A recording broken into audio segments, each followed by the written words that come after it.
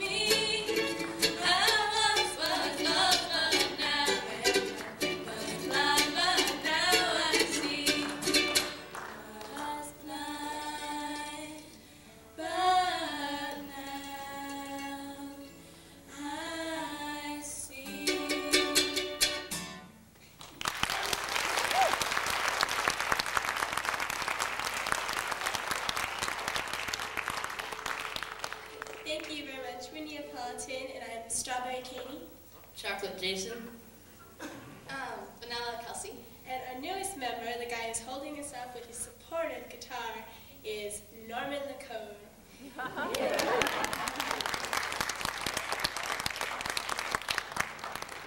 And our next song is going to be a Kelsey original. She wrote the music, and she wrote the words, and she wrote just about everything else. And Jason is going to start it for us.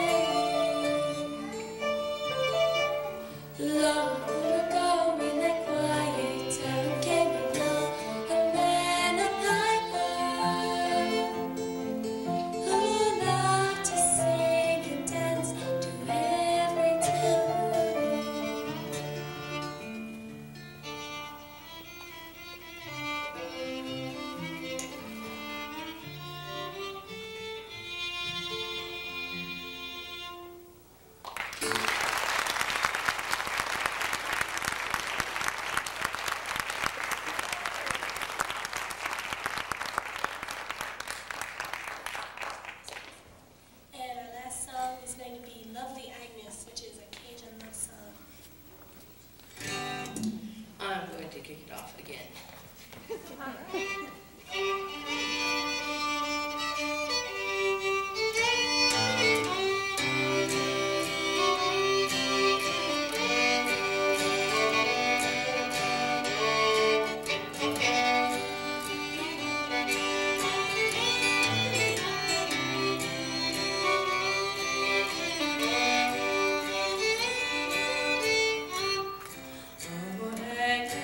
Won't you go with me?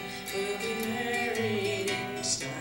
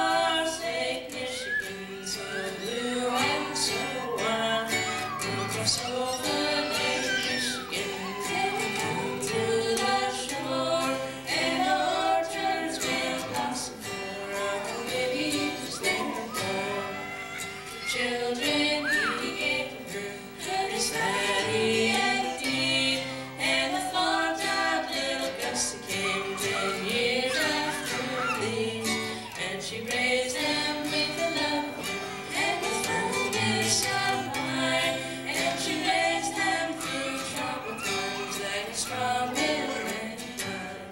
And it's Agnes, won't you go with me? We'll be married in style and across Lake Michigan, so blue and so wild. We'll cross over Lake Michigan till we come to the shore, and our church will blossom for our baby sister. Take it, Chase.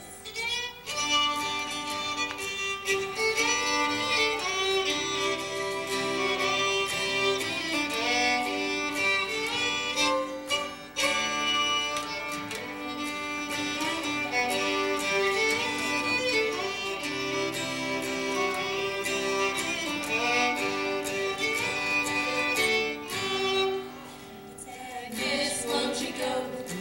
We'll be married in style, and we'll cross Lake Michigan, so blue and so wild. We'll cross over Lake Michigan till we come to the shore, and our church will blossom for our baby sister. 80 years ago, like the fruit on the tree, and the children have children now with babes on their knees, and they all join in the summertime at the Crystal Lake shore to greet lovely Agnes, now 10 years and fourscore. And it's Agnes, won't you go with me? We'll be married in style, and we'll cross Lake Michigan, so blue and so wild. We'll cross over Lake Michigan till we come to the shore, and our church will blossom for our baby sister.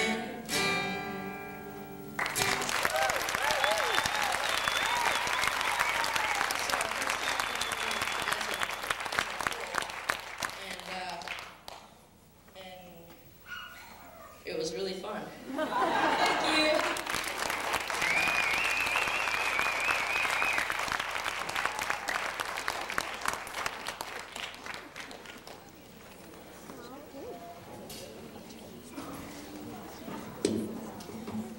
Are you having a good time? Yeah? All right. We are really glad you're having a good time at the book festival today. How's about that group, huh? Diane Hall. Did they tell you the story about the strawberry chocolate and vanilla? They didn't. The reason they call me Apollon was because of the colors of their hair. They were strawberry chocolate and vanilla. And Norman was the cone. Okay, our next guest. Our next guest is a young woman named Willow Kerr, and this is her first time appearing here at the Anchorage Folk Festival. And she just started learning to play the guitar a couple of years ago, and a year ago she decided to start writing some songs. And today she will perform one Gordon Lightfoot song and a couple of her compositions. It's a contemporary folk music. And she comes from a very musical family. She started with the cello and has been playing that for about 10 years. And I asked her what kind of song she was going to perform for us today, and she said, well, songs about growing up, so I think we can all relate to that. So looks like she's ready. Willow Kerr.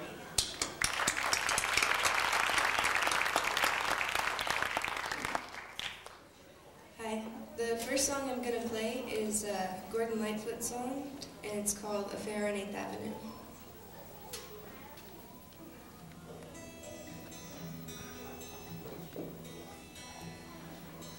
The perfume that she wore was from some little store on the downside of town, and it lingered on long after she'd gone. I remember it well.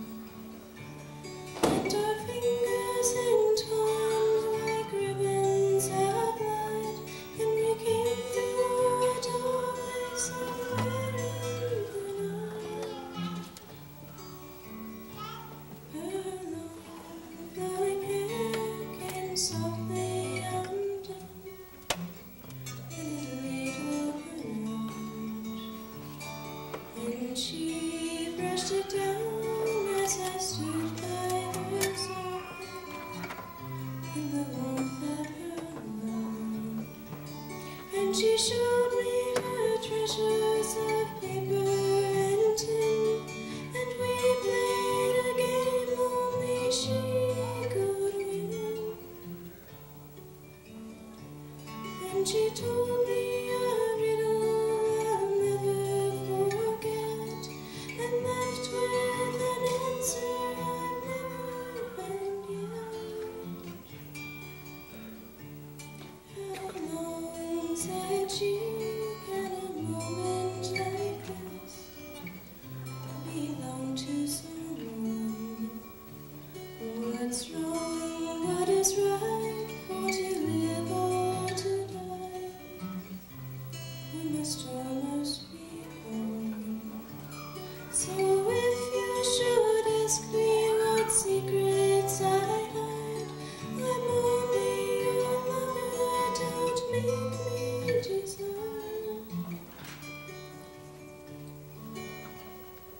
The perfume that she wore was from some little store on the downside of town, and it lingered on long after she'd gone. I remember it well. And she showed me her treasures of paper and tin, and we played a game only she could win. And our fingers entwined like ribbons of light, and we came through a doorway somewhere in the night.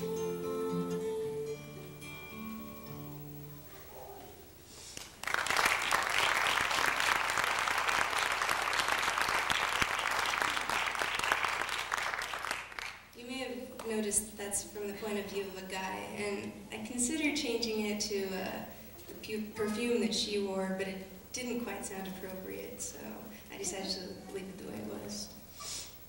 This next song is one that I wrote, and it's, well, they're both about growing up, like you heard, but this one is about women growing up in a society like ours. It's called Young Girl.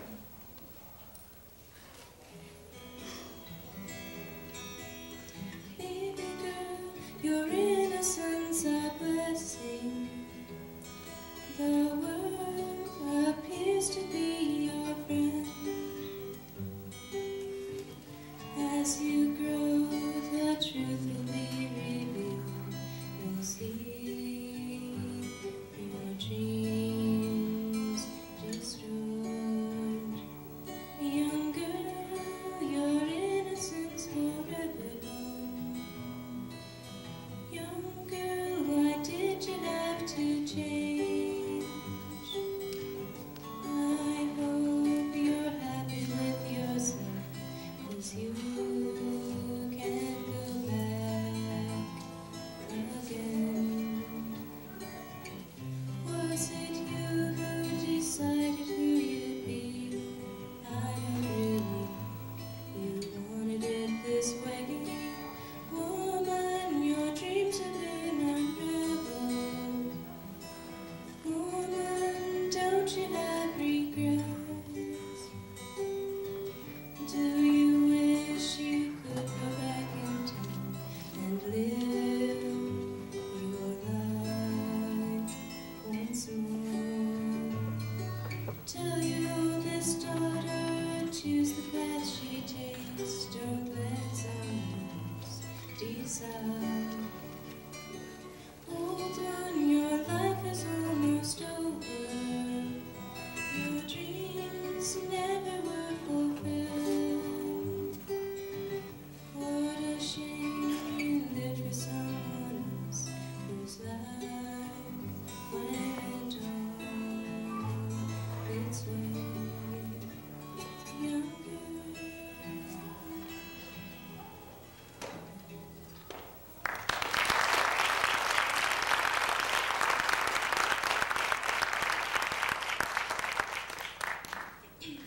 The last song on my set is a song that I dedicated to my father. I just wrote it a year ago, and and it's a song about some of the earliest memories that I have had and still have, that I treasure.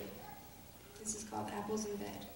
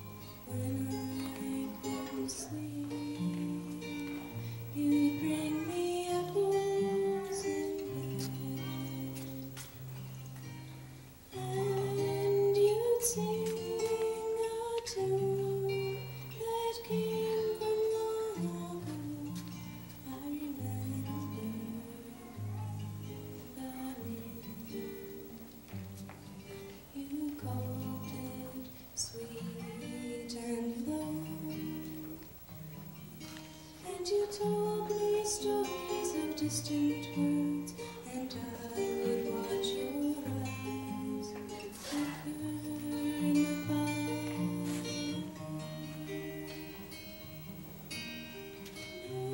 Now I can see you in me, those brows and those hands.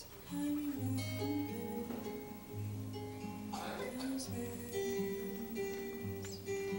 They brought me apples in bed.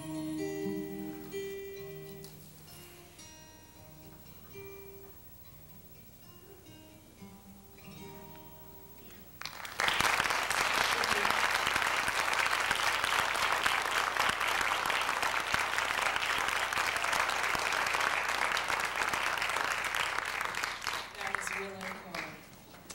With some of her own music. Pretty cool for a young person to be writing her own songs and performing them. I think it's admirable. Our next performer is, in your program, it says 4 people, and they're going to be 2 people. Pam and her son Ben are members of the Anchorage Storytellers Guild, and they're here representing the guild today. Pam is a professional storyteller, and she's been telling stories for about 9 years. And Ben is a 17-year-old who, when he hears these stories that his mom tells, composes background music as kind of an accent to the stories.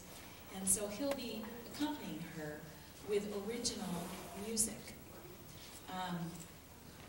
The Storytellers Guild meets the last Sunday of each month from 3 to 5 in the evening, and the public is welcome and invited, and you won't be asked to tell a story unless you want to. And if you're interested, Pam McDowell Saylor's number is in the phone book, and you can call her, and she'd be glad to give you more information. I could say that the Storytellers Guild comes out of an annual event called the Telebration, and this is an evening of storytelling held across the country, and it's usually held in November, the Saturday before Thanksgiving. And Pam and some other folks here in Anchorage were inspired by this event to try to get promote storytelling here in Alaska. So now, help me welcome Pam McDowell Saylor and her son Ben. They will be telling the story 1,000 Furs, which is a fairy tale from the Grimm's collection.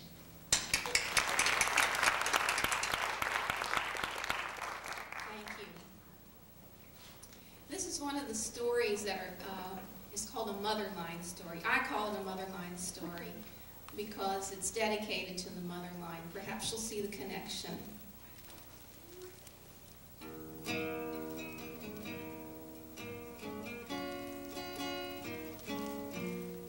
In a vast and wealthy kingdom of a mighty, handsome king studded with gold and silver and all that sort of thing, a place where many animals roamed about the land, to be slain upon occasion by a huntsman's trusty hand. There roamed and played a princess, the daughter of the king, and she alone her father true happiness could bring. For the queen had long departed on a boat to heaven's shore, and the queen, long gone, could not bring joy to her husband anymore. The queen's hair had been golden, the daughter's was the same. She looked much like her mother, though she had a different name. And when the mother's golden hair did on the pillow lay, and when the king wept over her through the night and through the day, she turned to him and made of him one desperate last request. Never ye marry again, my husband, unless ye marry the best, unless ye marry a maiden with golden hair like me. Promise me now, a widower ye shall forever be. For a long time, the king didn't want to marry anyone else. He was grieving for his queen. But after some time had passed, the king's counselors began to fidget. Sire, we think it's time you should start looking for another queen. Otherwise, your kingdom might fall to ruin. The king allowed himself to be convinced to sponsor a search for a new queen. Searchers were sent out all over the kingdom. They looked high, they looked low. They looked in all the nooks and crannies. But they could not come up with anyone as beautiful as the dead queen had been, and no one had that golden hair. The king was in a predicament. On the one hand, he had pledged to his dead queen that he'd find somebody that looked just like her or marry no one. On the other hand, his counselors were saying, marry someone now. So it was in this situation that one day the king looked at his daughter, and he noticed that she was just as beautiful as her mother had been. And she had that same golden hair. He got a crazy idea. Went to his counselors. I shall keep my daughter with me, then I'll have no need to marry. Oh, sire, we do not think that is a good idea at all. They could see the look of determination on his face. Sire, if you should do that, your kingdom will fall down around your ankles. But he didn't pay attention. He was too stubborn. He went to his daughter and he said, you shall stay with me all my life. Then I will not need a wife. Oh, Father, that would not be right. But she could see the determined look on his face. But if you would force me to, there's one thing I would ask of you. She was trying to keep him from following forth with this line of action. Anything in my great powers I will do for you. Then 3 dresses weave for me. Gold, silver, and starry, please. And one thing more. A coat for me. Of 1,000 furs it shall be. One for every animal in your kingdom. She didn't think he could do it. That sounds like a lot of work. But surely you are worth the work. With all my power, I shall command it. And the king had 3 dresses woven, one that shone as golden as the sun, one that shone as silver as the moon, and one that shone as bright as the stars. Then he sent his huntsmen out, and they began to search for 1,000 different kinds of animals. It took quite a while, but one by one, they captured the animals, and they brought back pieces of fur. There was a great pile in the sewing room. The seamstresses began to sew. And they sewed and sewed and sewed until the mantle of 1,000 furs was completed. Then the king took the 3 dresses and presented them to his daughter. He spread the mantle of 1,000 furs in front of her. He said, "Tomorrow you shall make the pledge to be mine forever." At that very moment, the princess knew what she had to do. Her determination set in, and that evening, when all the castle was asleep, she took those 3 dresses and she put them in a nutshell. Then she took 3 of her tiny treasures and put them in a pouch on at her waist. A tiny golden ring, a tiny golden spinning wheel, and a tiny golden bobbin. She put on her mantle of 1,000 furs. She blackened her hands and face with soot. She commended herself to God. And she left the palace of her father. She left the kingdom of her father. And she entered a great forest. She walked all night, but that night seemed like a year. It seemed like 2 years, 3 years. At last, close to the dawn, she found a large hollow tree, and she crawled inside and fell asleep.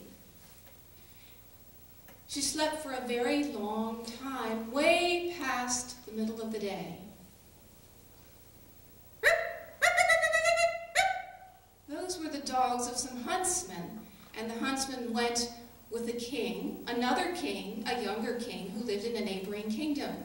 The huntsmen followed the dogs, and they looked into the hollow tree where they were barking, and they couldn't believe what they saw. They went to the king and they said, "Sire, there is a creature in that tree, the likes of which we have never seen. It has a coat of 1,000 different kinds of fur." The king was very curious. "Bring it along." So they went and they began to pull on 1,000 furs to wake her up. When she woke up, she was terrified. She said, "Oh, please take me with you. I am nothing but a poor girl without mother or father." They took her in the carriage, they took her back to the palace of the young king, and they gave her a place to stay. But the place she had to stay was in a little dark closet underneath the stairs beside the kitchen, where no light could enter. And she was given work to do, the very lowest work in the palace. She was carrying wood and water, plucking chickens, washing vegetables, and sweeping the ashes from the hearth. She lived a long time in great wretchedness. Then one day a feast was called. 1,000 Furs went to the cook and asked, "Oh, may I go and watch the festivities? I'll stand behind the door." "Very well, 1,000 Furs, but come back in time to sweep the ashes from the hearth, 1/2 hour. 1,000 Furs went to her den with her oil lamp. She took off the mantle, she washed her hands and face, and she put on the dress that shone as golden as the sun. When she walked up the stairs, everyone swept aside, for surely she was none other than the daughter of a king. When the king saw her, he was astounded at her beauty. He asked her to dance. They danced, and they danced, and they danced all over the feasting room. At the end of the dance, the king bowed. 1,000 Furs curtsied. When he stood up again, she was gone. "Guards, where did that maiden go?" "We did not see her, sire." "Where did she go?" "She'd gone down the stairs back to her den, took off the dress, put on the mantle, and blackened her hands and face again. Then she went and started to sweep the ashes from the hearth." But the cook had gotten curious, and he too wanted to go up and see the festivities. Thousand Furs, you make the soup, while I go see what's going on up there. Remember, though, don't let a hair fall in the soup, or you'll be in great trouble. So while the cook went up to see the festivities, Thousand Furs cooked the soup. It was bread soup, and it was the most delicious soup, the best she could do. And when the soup was sitting in the tureen, ready to be taken to the king, she lifted the lid and she dropped in the golden ring. The king tasted the soup. It was the most delicious soup he had ever eaten. When he got to the bottom of the tureen, there was the golden ring. Bid the cook come here. When the cook found out, "Oh, Thousand Furs, you must have gotten a hair in the soup," he appeared before the king. "Who made the soup?" "I made it, sire." "No, you did not make it, for it tastes better than usual and is prepared differently." "Yes, sire, the hairy animal made it." "Bid the hairy animal come here." Thousand Furs appeared before the king. "Who are you?" "I am nothing but a poor girl without mother or father." "Of what use are you in the palace?"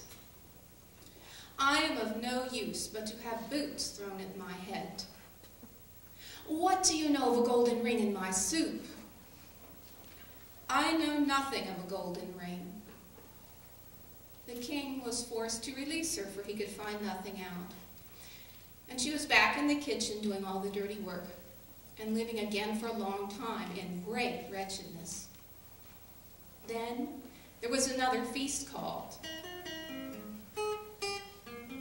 Again, Thousand Furs went to the cook and asked him if she might go view the festivities.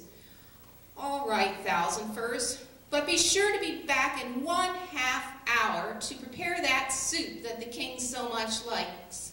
And don't drop a hair in it."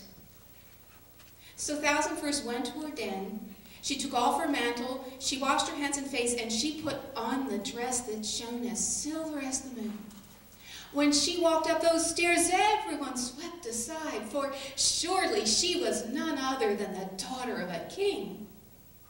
When the king saw her, he was astounded with her beauty and her presence, and he asked her to dance. They danced, and they danced, and they danced all over the feasting room.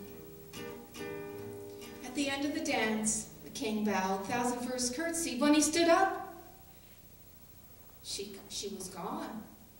"Guards, where did that maiden go?" "We did not see her, sire." "Where did she go?" "She went down the stairs, went back to her den, took off her dress, put on her mantle, and she blackened her hands and face again. Then she went to the kitchen and prepared bread soup. It was the very best she could do. When the soup was in the tureen, waiting to be taken to the king, she lifted the lid and she dropped in the tiny golden spinning wheel. The king tasted the soup. It was the most delicious soup he had ever eaten. When he got to the bottom of the tureen, there it was, the tiny golden spinning wheel. "Bid the cook come here." "Thousand Furs, you must have dropped a hair in the soup this time." The cook appeared before the king. "Who prepared the soup?" "I did, sire." "No, you did not prepare it. It tastes better than usual and is prepared differently." "Yes, sire. The hairy animal made it." "Bid the hairy animal come here." Thousand Furs appeared before the king. "Who are you?" "I am nothing but a poor girl without mother or father." "Of what use are you in the palace?" "I am of no use but to have boots thrown at my head." "What do you know of the golden spinning wheel in my soup?" "I know nothing of a golden spinning wheel." Again, the king was forced to release her because he could find nothing out. Again, Thousand Furs went back to her usual job, plucking and washing and sweeping the ashes. And then one day, there was a third feast called. Thousand Furs went to the cook and again asked if she could watch the festivities. Thousand Furs, I think you are a witch dropping things in the soup. But all right, go ahead. And get back in 1/2 hour so you can fix the soup the king so much likes. So Thousand Furs went to her den, she took off her dress, she took off her mantle, she washed her hands and face, and she put on the dress that shone like the stars. When she walked up the staircase, everyone swept aside, for surely she was none other than the daughter of a king. When the king saw her, he was stricken with her beauty again, and he asked her to dance. They danced, and they danced all over the feasting room. And they danced, and they danced, and it seemed like the music wasn't stopping. It seemed like the music was just going on and on and on. And you know, that's just what was happening, because the king had told the orchestra not to stop playing. And then in one moment, when Thousand Furs was distracted, he slipped a ring onto her finger, unbeknownst to Thousand Furs. They danced, and they danced, and they danced. And finally, Thousand Furs, being very well aware of the time, knew that she had to get away, so she pulled herself away. She went down the stairs, she went to her den. She didn't have time to take off her dress. She put on the mantle, and she blackened her hands and face again, except for one finger. She was in such a hurry, she forgot to blacken one finger. She went to the kitchen, and she prepared the bread soup. She did her very best. When the tureen was sitting there waiting to go up to be served to the king, she lifted the lid and she dropped in the very last of her treasures, the golden bobbin. The king tasted the soup. It was the most delicious soup he had ever eaten. He didn't ask for the cook. Bid the hairy animal come here. Thousand Furs appeared before the king. Who? He saw the white finger.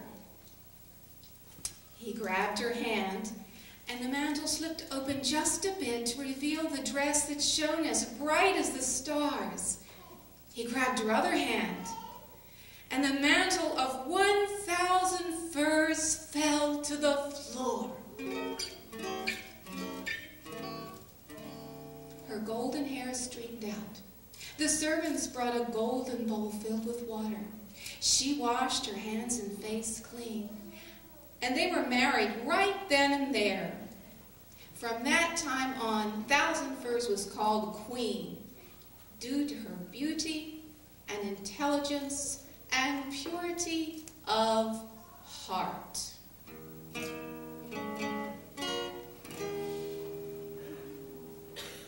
Thank you.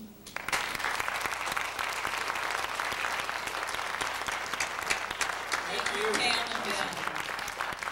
don't you wish you had a storyteller telling you a story every night before you go to sleep like that?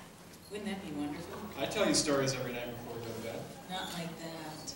But that's not to say that you couldn't, dear. Okay. Anyway, I wanted to let you all know who is doing the stage crew this afternoon. It's Bill Yeagle, Frank Matlich, Nancy Ouimet, Scott Norris, and Nora Dornan. And they are doing such a fantastic job of getting people on and off here. Yes, let's have a big hand for them. They're keeping our comments very short and hopefully sweet. Our next guest happens to be our neighbor, so it's with great pride that we introduce Diane Hall because, well, geez, we share Manting Log Cabins. Diane started playing guitar back in high school, and since she's only 25 now, I mean, it wasn't very long ago. This is her 7th folk festival, and many of you may know Diane because she's been playing professionally Around the state? Around the state, certainly in Anchorage, for 5 years, and actually this is her first year that she has a day job and that she's not earning her living by solely performing. So it's pretty amazing and wonderful and rare when you have a performer that makes her money doing that. So without further ado, welcome Diane Hall. Hey, it's nice to meet you. It's nice to see you. I always enjoyed playing at these festivals. I wanted to start out with a song I wrote about. Well, it's inspired by living in Alaska. Well, inspired by living in Anchorage and wanting to visit out of town more.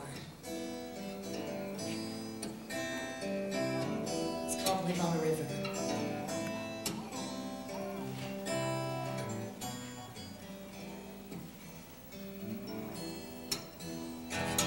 Live in a city of 1,000 streets. A river of cars is flowing by every day. I live where the sky is built with walls of steel. I can't seem to get away. I live in a city of 1,000 sounds. Those in a hurry and upside down. Never seem to sit, no one running all around. Can't seem to get away. I wanna live on the river, listen to the water rushing by every day. Sit by the side and to take it in stride. Let the river wash my troubles away.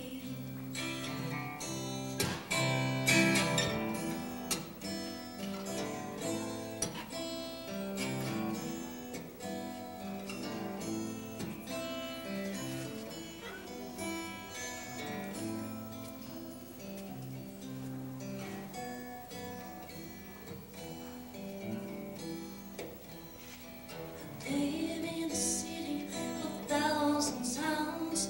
A river of cars is flowing by every day. On the road we're alone, in a river flowing home. Can't seem to get away.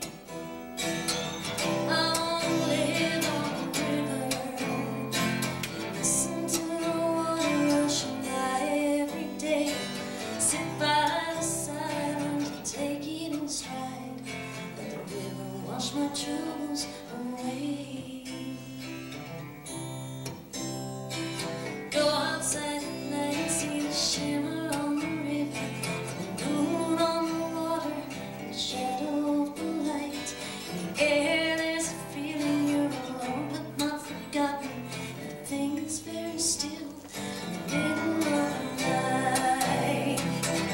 I wanna live on the river, listen to the water rushing by every day. Sit by the side and take it in stride. Let the river wash my troubles away. Let the river come and carry me away.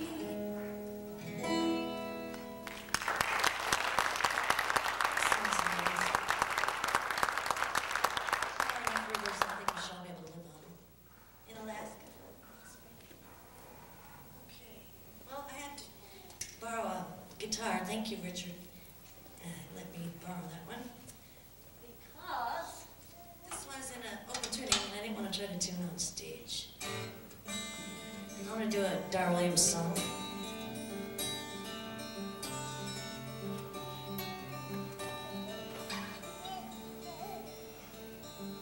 It's called When I Was a Boy.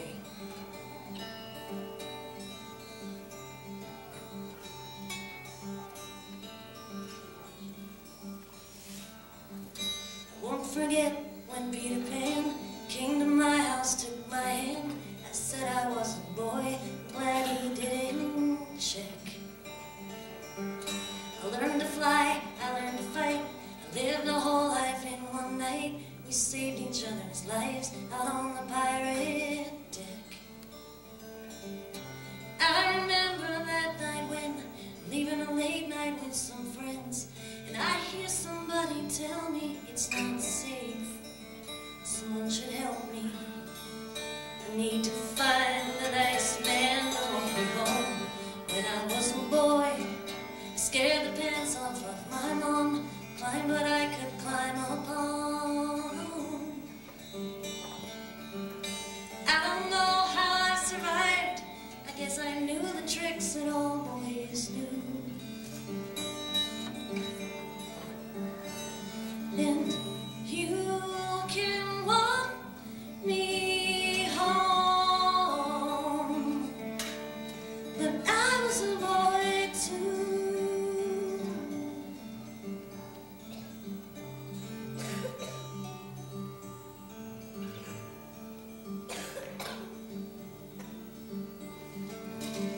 I was a kid that you would like, just a small boy on her bike, riding topless. Yeah, I never cared who saw.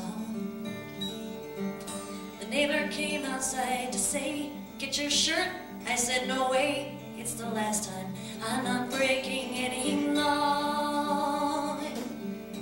Now I'm in this clothing store, and the signs say less is more. More that's tight means more to see. More for them, not more for me. That can help me climb a tree 10 seconds flat. And I was a boy. See that picture? That was me. Grass-stained shirt and dusty knees. I know things have gotta change. They've got pills to sell, they've got implants to put in, they've got implants to remove. But I'm not forgetting that I was a boy too.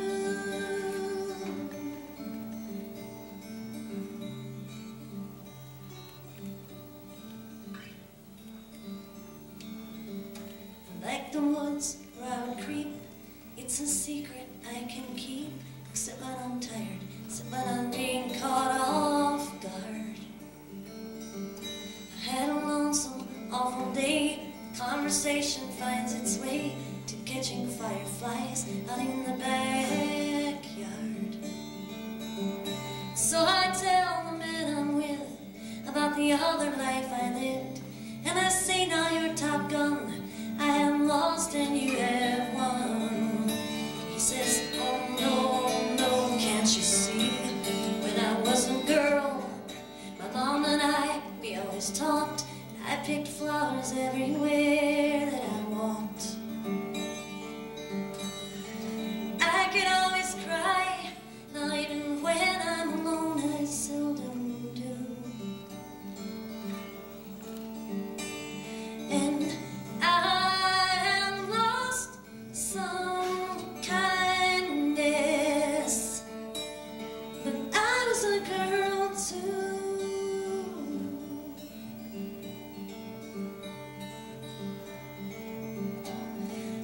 I was just like you.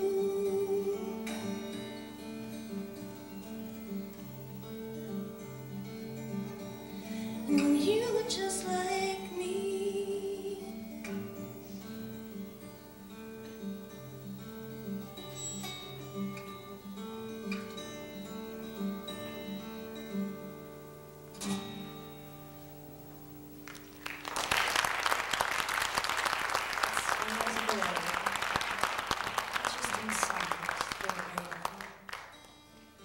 Well, let's go do something a little experimental here today. I think I'm still gonna do it.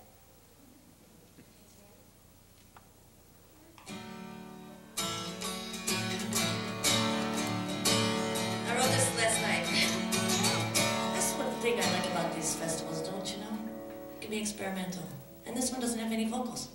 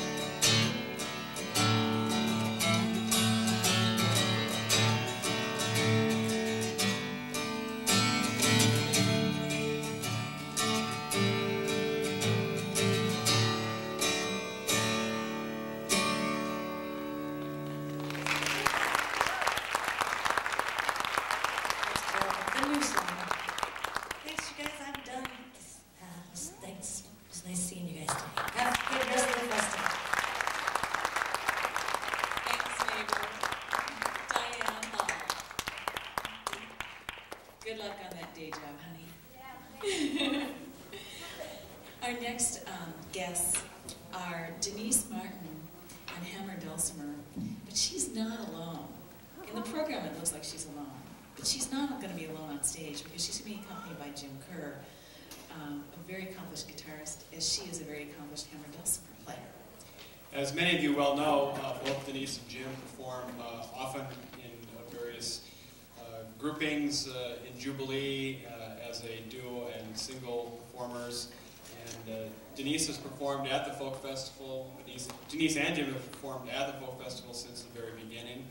And one of the songs we're going to be doing today is a composition by Jim. And Denise told me that she got interested in playing folk music after meeting Jim, who had a very strong and passionate interest in music, and she picked up the penny whistle and eventually the hammer dulcimer, the wonderful instrument you see her sitting in front. And I think they're ready to go. So welcome, Denise Markham and Jim Kerr.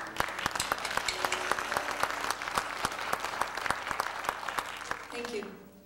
We're going to start with the one tune that I came away with from last year's folk festival, and I wouldn't be surprised if a number of other musicians are playing this tune, because I really enjoy it. It was taught to me by Mike Richardson. You out there, Mike, somewhere? You must be in the lobby. Anyway, it's called Cricket's March Across the Salt Box. It's a jig.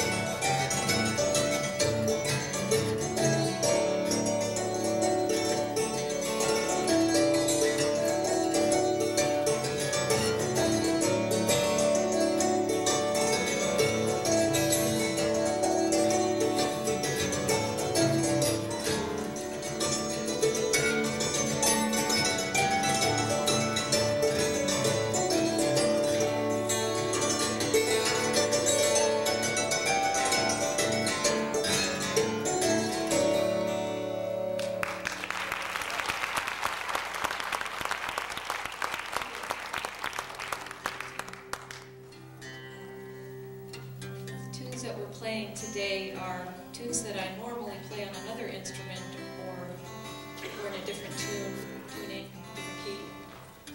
Jim said, play in this key because he's playing his old John Osnes guitar, and for some reason he claims they sound better on this particular key. So, this is a reel that we play for the Irish Academy of Dancers who were performing here Friday night.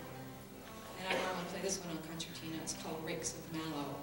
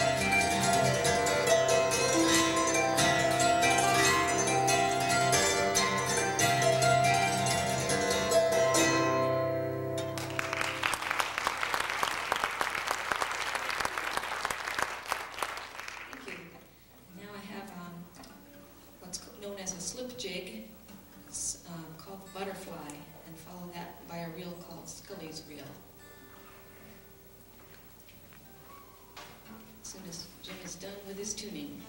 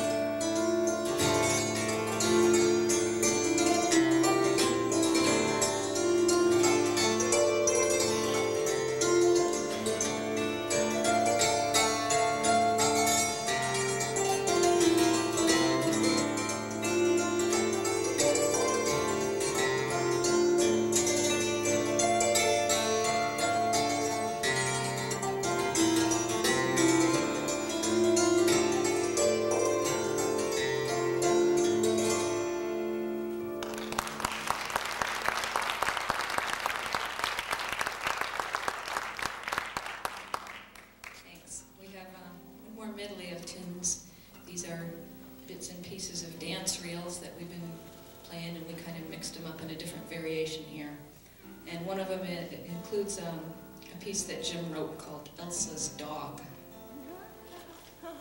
We'll be here next weekend on Sunday performing with Jubilee, and on Friday night we'll be playing with Anchor Steam, both the two of us, so be sure and catch our other types of music next weekend.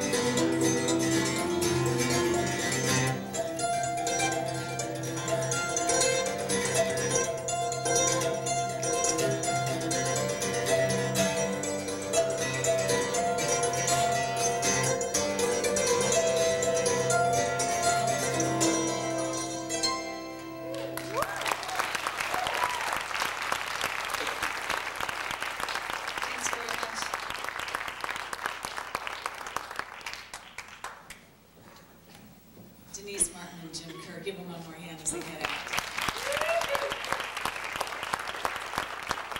I wanted to put in a word of thanks to our Anchorage Folk Festival 98 sponsors that allow us to come here today to hear such fine talent as Denise and Jim. And the sponsors are the Municipality of Anchorage Arts Advisory Commission, the Alaska Club East, Alyeska Pipeline Service Company, the Anchorage Daily News, AT&T Wireless Services, First National Bank, National Bank of Alaska, Peninsula Air, Ship Creek Hotel, and the Snow Goose Restaurant and Brew Pub, plus the Alaska, what is it, Bagel Company? It's the Alaska Bagel Company, and we have special thanks for them because they have been feeding all the staff and volunteers wonderful bagels and different flavored cream teas, and we're beholden to them for keeping us going. So, tell us about Jim and friends. All right. Well, this next group actually got to know each other through a large church group of singers, and used to do the every Sunday night evening service at St. Elizabeth. But now Jim's lives a fur piece from the other folks, and so this is sort of a little reunion for them. This is Jim Petrush, Rachel Savage, and Lynn Roberts. And they play traditional sailing sea songs, amongst other things. And they're not new to this stage. They formed about 4 years ago, and they have also performed at different times with other groups on stage. But they've been playing together for about 7 years.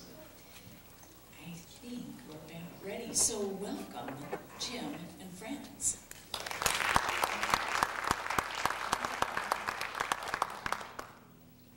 Where the Marsh Creek water meets Courtney Bay, heave around and let her fly. Shakespeare's yard her keel did lay. There's no ship here can match her. And she was launched with a groan and toss. She's like a demon sailing by. She spent 2 weeks in the Marsh Creek pond. There's no ship here can catch her. And it's Liverpool in 15 days. The 7 seas her name will praise.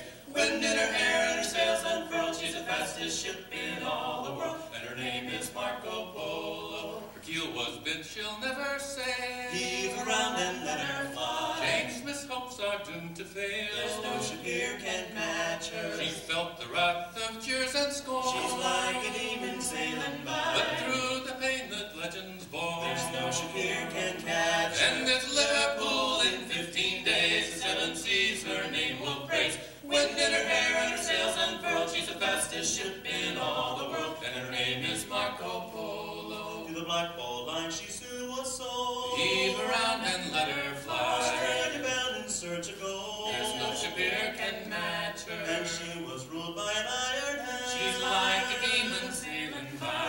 Willie Forbes was in command. There's no ship here can catch her. And it's Liverpool in 15 days. The 7 seas her name will praise. Wind in her hair and her sails unfurled. She's the fastest ship in all the world. And her name is Marco Polo. 68 days to Melbourne town. Heave around and let her fly. Waves will echo her renown. There's no ship here can match her. And she's ruled by the iron hand. She's like a demon sailing by. When Billy Forbes was in command. There's no ship here can catch her. And Liverpool in 15 days. The 7 seas her name will praise. Wind in her hair and her sails unfurled. She's the fastest ship in all the world. And her name is Marco Polo. For 32 years she ran the tide. Heave around and let her fly. Having a show she finally died. There's no ship here can match her. But dreams are much too hard to keep. She's like a demon sailing by. Marco Polo's living still. There's no ship here can catch her. And it's Liverpool in 15 days. The 7 seas her name will praise. Wind in her hair and her sails unfurled. She's the fastest ship in all the world. And her name is Marco Polo.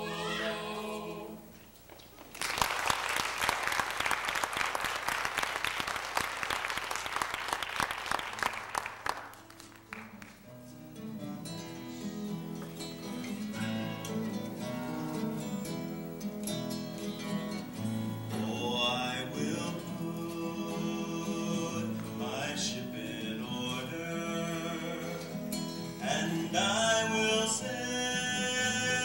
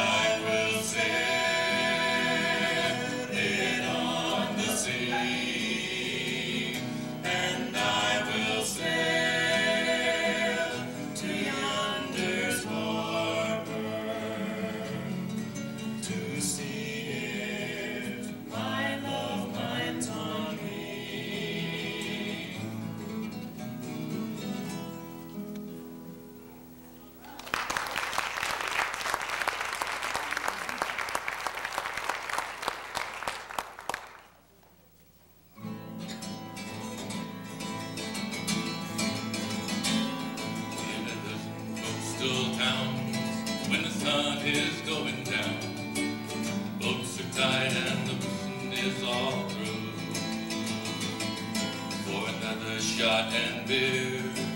You will likely hear about the pilot boat called the Can-Do. And lift your glass to the seasons as they pass, to the men who sail the seas alone, and say a prayer for the women waiting there, for the men who never will come home. It was a blizzard from the north that blew the tanker off her course, and the global boat surrounded on the sand.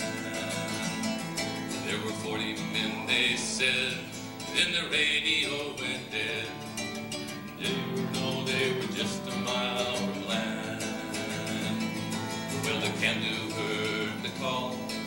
The rope was very small. They wondered how the tanker could get lost. But like a single silent voice, they knew they had no choice but to find the global hope at any cost. And lift your glass to the seasons as they pass, to the men who sail the seas alone. Say a prayer for the women waiting there, for the men who never will come home. But the snow made them blind, and the seas could read their mind, and the wind laughed at every turn they made. Till the big one hit the side, and it flipped them like a dime, and it drove them like a nail into the wave. Then lift your glass to the seasons as they pass, to the men who sail the seas alone. Say a prayer for the women waiting there, for the men who never will come home. There's a little boy who plays by the harbor every day, and his mother cannot hide the tears for long, for she knows salt water flows through the blood of sailor's son. She knows there's no ending to this song. Then lift your glass to the seasons as they pass, to the men who sail the seas alone. Say a prayer for the women waiting there, for the men who never will come home, for the men who never will come home.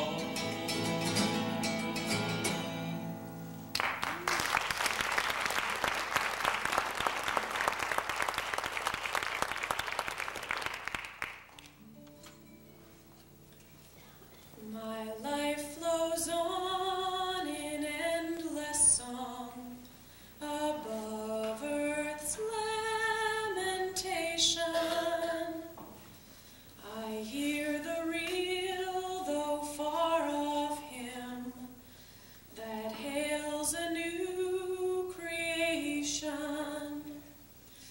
No storm can shake my inmost calm, while to that rock I'm clinging, since love is Lord of heaven and earth.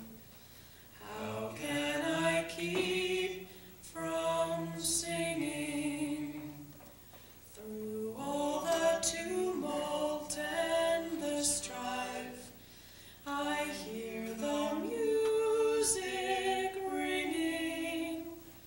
It sounds and echoes in my soul. How can I keep from singing? No storm can shake my inmost calm, while to that rock I'm clinging, since love is Lord of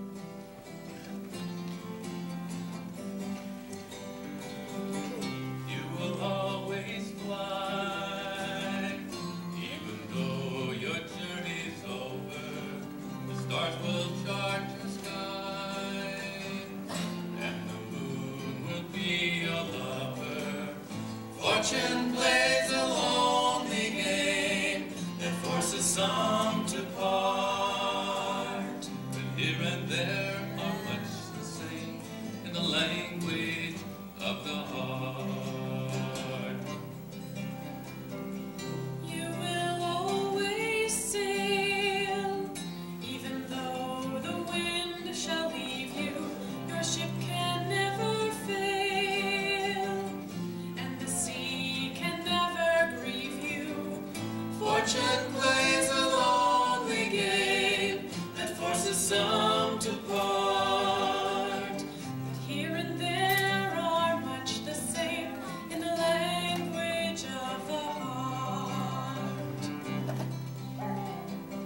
You will always sing, though the melody lies broken. Your voice will always ring, though the words may be unspoken.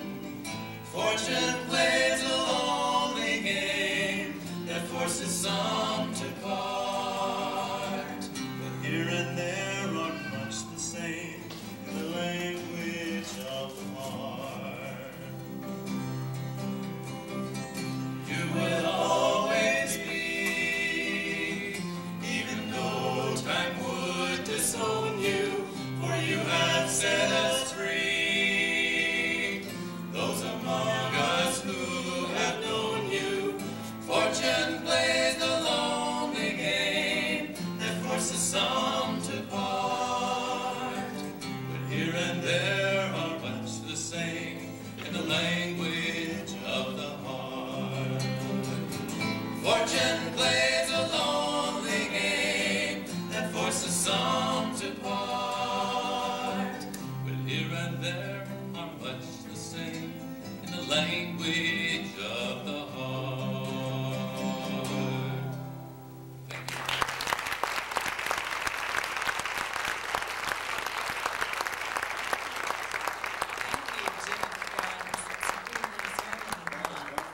I want all of you to rub it in to everyone else who did not attend this afternoon's performances and tell them what great performances we had, and continue with this next group. The next two people coming out have got a little interesting story. I've dubbed them the long distance duet, because Jeff, the fiddler, lives in Soldotna, and Meta, the harpist, lives in Willow. And, well, they've been practicing via long distance. They send tapes back and forth to each other. And they are making their debut together on stage today for the first time at the Folk Festival. And it's sort of a Scottish experiment, you know. But they both love playing Scottish music, and it just seemed like a reasonable thing to do was for the two of them to get together and play it together. It just, distance kind of gets in the way for them. But Jeff is a seasoned performer on the stage. He's played at the Folk Festival with other people in the past. He's played at the Seward Folk Festival. However, this is Meta's coming out on our stage today. And we're glad that both here. And basically the reason they got together is just for the love of Scottish music. It's fun, they say. Enjoy it. Meta Bravo, Jeff Grant.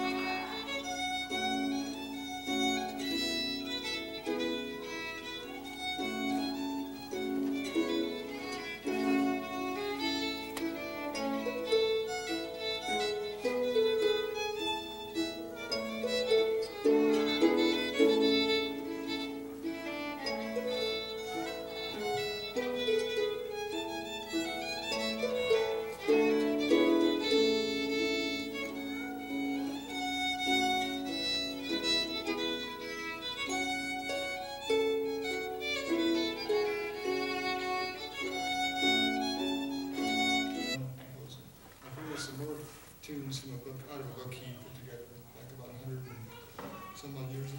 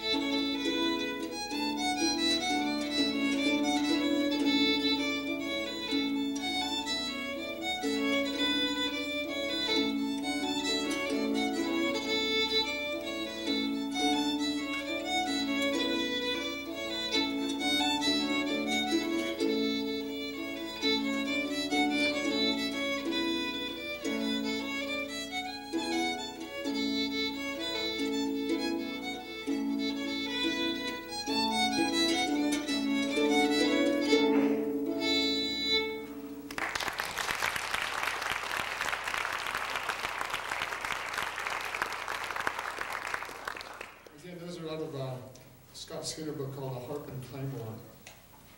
And next we're going to try an Irish tune, or Carolyn tune, since I have meant to play the harp. And it's going to require just a wee bit of retuning. Fortunately, it's not all the strings in the harp. They say that harpists spend 50% of their time tuning and the other 50% playing out of tune. So you have to be real careful about these things. I don't say that. That's good.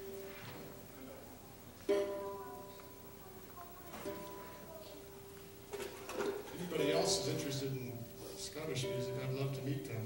I'm always seeking out other Scottish interested people. I know in other parts of the country, in San Francisco, Boston, and now Portland, there's Scottish fiddle orchestras underway that have a dozen or more fiddle players and harps and pianos and everything else joining together and playing these fairly simple but very sweet tunes.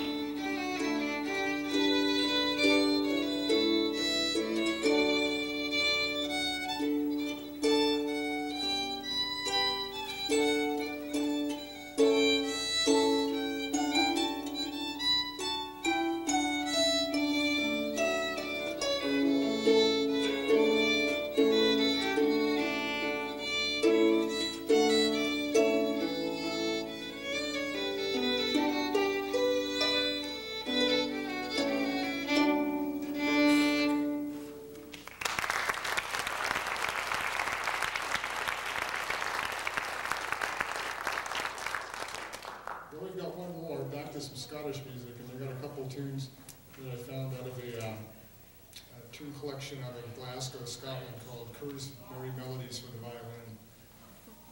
Just a couple of things of that.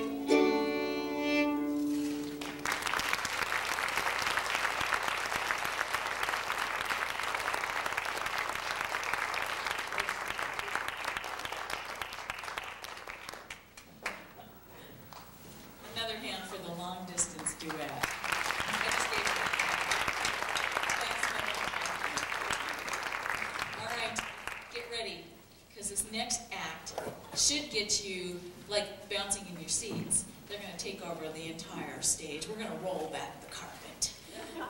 We're going to remove all the mics, and we're just going to have a ripping good time here. John, do you want to tell us about the next one? Okay, this is the Rant and Raven Morris Troupe. And this is their third year performing at the Folk Festival. And if you like this kind of dancing, every Wednesday night at the Lake Hood Elementary School, there's a community schools program from 6 to 7 that introduces beginners to Morris dancing. And this group has performed a number of places, a number of times during the year, Scottish Highland Games, the Three Barons Festival, Solstice Festival, and they are looking forward to performing in the Doodah Parade, the next one. Spinards Doodah Parade. You know, some of you may not know what Morris dancing is. It's a tradition that comes to us from England, and my understanding of it, I may be, of course, I don't know if they're going to be telling this story or not, but I got introduced to Morris dancing a long time ago at a Dancing Bears camp. And the way it was explained to me was we were basically peasants. It was the way that peasants would entertain on the streets for a really good cup of ale. And they would do this performance and basically pass the hat, but really were hoping that someone would buy them some ale when they were done dancing. And it's full of energy, and you have to have really good calf muscles and fortitude. The musicians who will be accompanying the dance troupe are Charlene Whiting and Sam Tribble. Are we ready?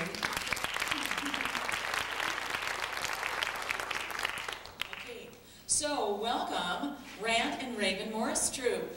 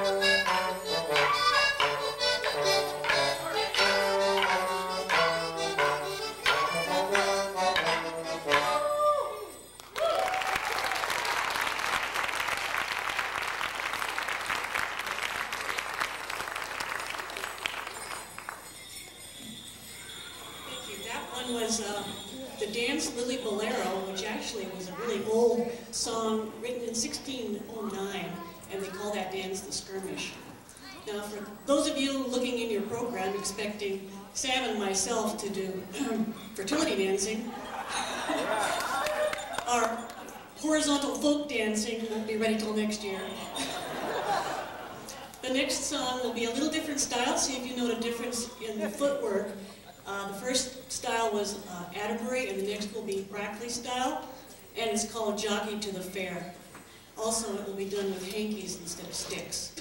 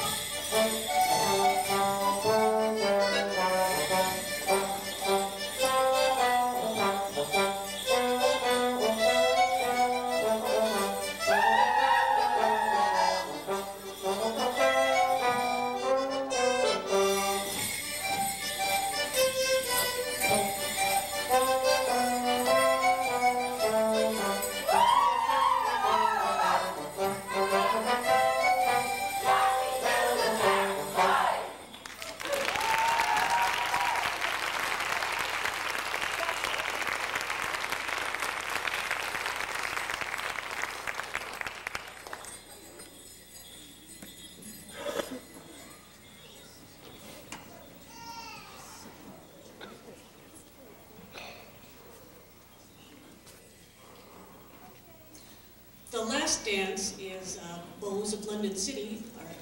The dance is referred to as the Shooters. And as it was said, the Moorish dancers were done by country lads. And this dance was made to poke fun at all the London dandies who came out to the countryside for the hunt.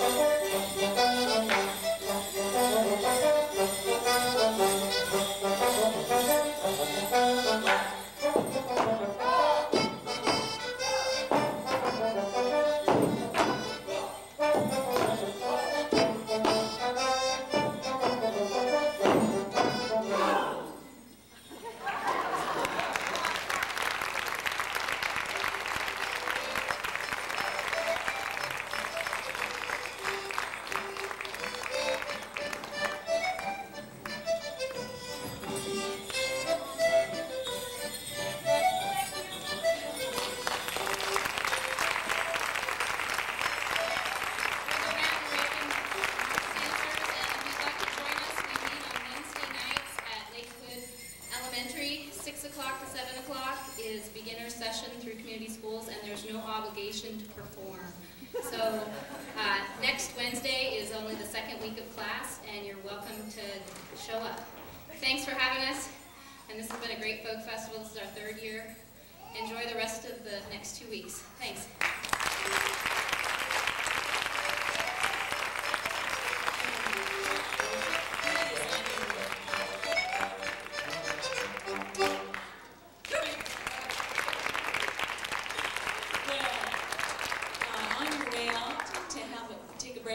Do stop by the membership table. There's t-shirts, there's tapes, there's music from many of the performers performing at the Folk Festival.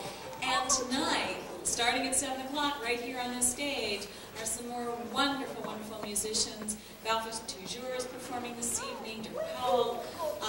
And if you look in your program, throughout the week there will be folk activities at various places around town. Cyrano's Borders Books, Snow Goose, and Thursday night is, if those of you who would like to try your feet out, Balfour Toujours will be featured at a Dancing Bears dance on Thursday evening, and you only need to be able to walk, because the dance will be called, and if you can walk and know your right and left, you can do the contra dance. And of course, next Friday night, next weekend, we'll have more wonderful music. So again, thank you for joining us this afternoon. And about 15 minutes ago, the score was what? It was tied. Tied. But we don't know who was who.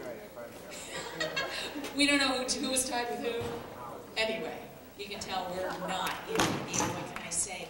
Have a wonderful... Oh, earring. Thank you. There's a silver earring that we found, or somebody found and gave to us, and we're going to take it downstairs to the Lost and Found, which is basically the main table downstairs. So if you're missing a lovely silver earring, that's where it will be. You've been a wonderful audience. Let's have a hand for yourselves here.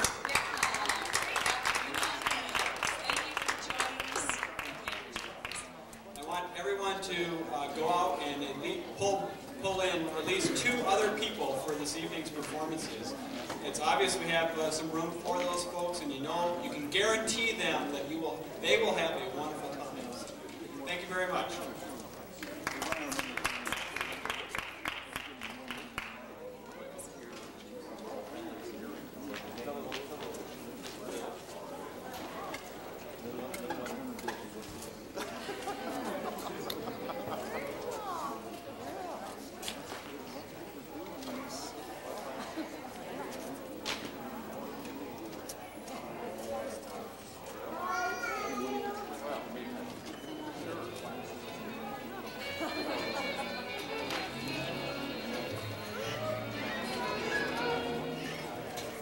I don't know if they chew.